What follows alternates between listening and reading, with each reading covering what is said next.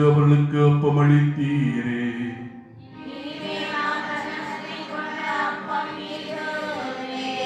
ஜெபிப்போமாக.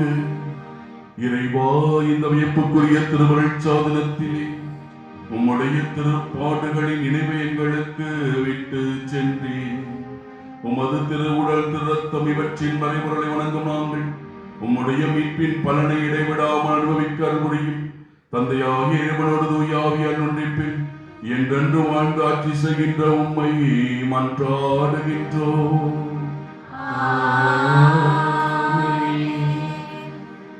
நம் ஆண்டவர் யாரையும் கைவிட மாட்டார்.